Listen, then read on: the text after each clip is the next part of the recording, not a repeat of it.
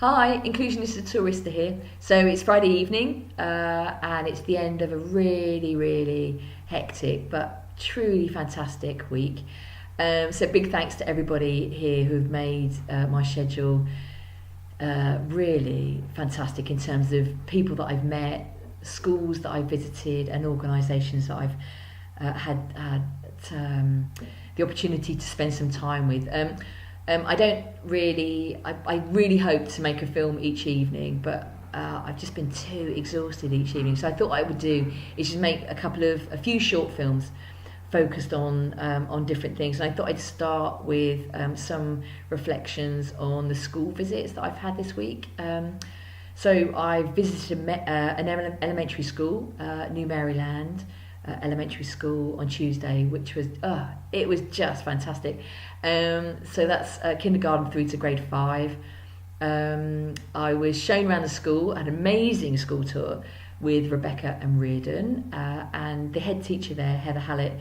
Wow, she's such an amazing leader for inclusion. She has a great staff team there, really good support teachers, a great guidance counsellor. But I don't really want to sort of pick anyone out in particular, because I got the sense there that there is a real shared responsibility in making inclusion happen. And yeah, everyone's going to say, oh, it's so much easier with younger children, but you know, they have challenges. And I spoke to staff and young people about what those challenges were, and it's always about not enough resources and not enough money. But you know, what's true there, as it was with all of the other schools that I visited, is the sense that everybody here belongs here.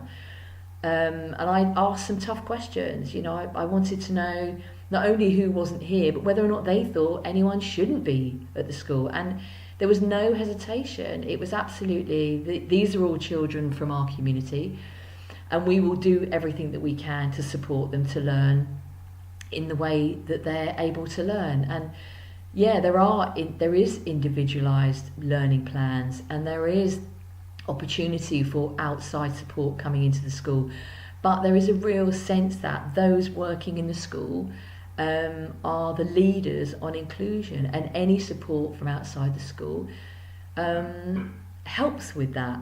It doesn't undermine that, and that's fantastic. So that was Tuesday. On Wednesday, I visited a preschool at the University of New Brunswick rather. Oh, it was just lovely. I don't go to early years or preschools anywhere near often enough.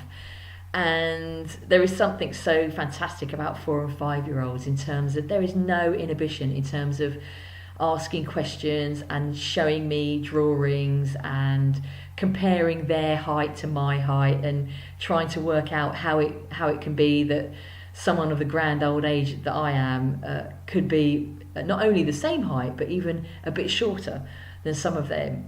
But I met some great workers there, and that was a school with about 20 young people, and I think they just are surprised that I'm asking questions about why they believe in inclusion, because it's something they've been doing forever.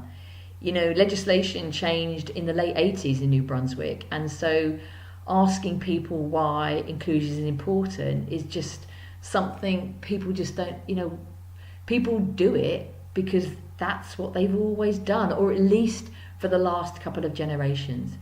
So then after that I went to Devon Middle School in Fredericton, and although it wasn't much bigger than New Maryland Elementary School, of course you've got an older group of young people, kind of sort of 11 through to sort of 14. It felt busier, like sort of those sort of middle/secondary schools do feel busier. I met some great young people. Patty Oxford is the principal there, and again, similar to Maryland, she's leading an amazing team of resource staff, of guidance counsellors, of educational assistants who all seem to work together in such an organised way and in such a can-do way that it's great to see. And yeah, I felt like there were more challenges there than I'd seen probably at New Maryland. I saw young people who just really struggle to be in a classroom. But what was really interesting is most of those were on what are called here as personalised learning plans.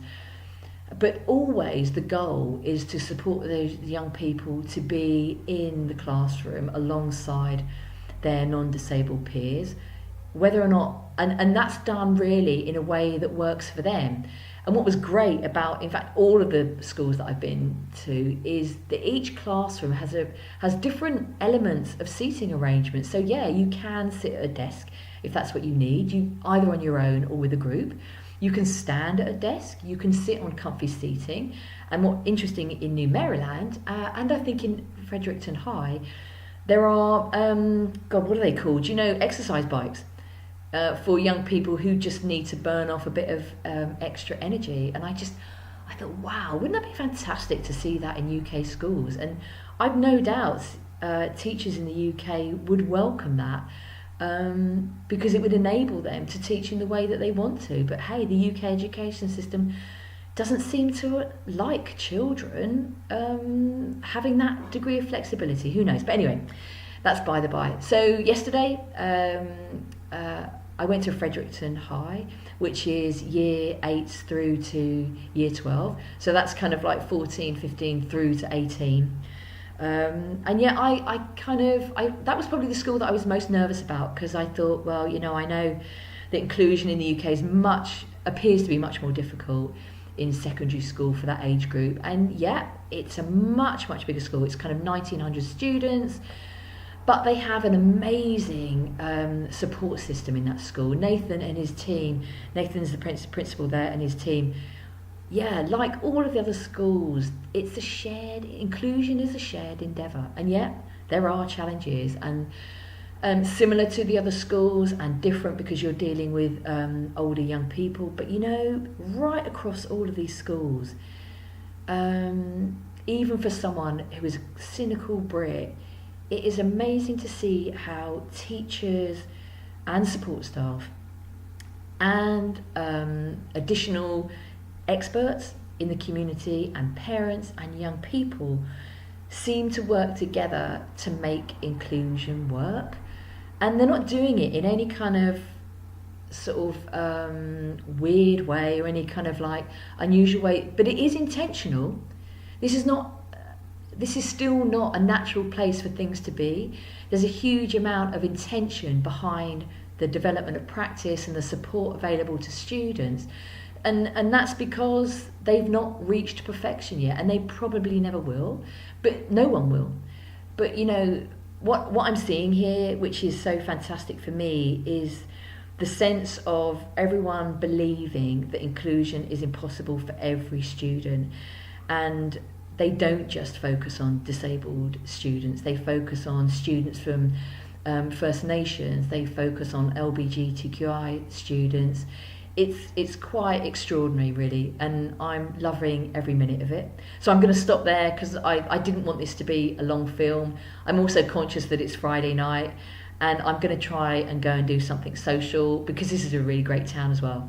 So I'm going to stop now. I'm going to say have a great weekend, and I'll speak to you next week. Bye!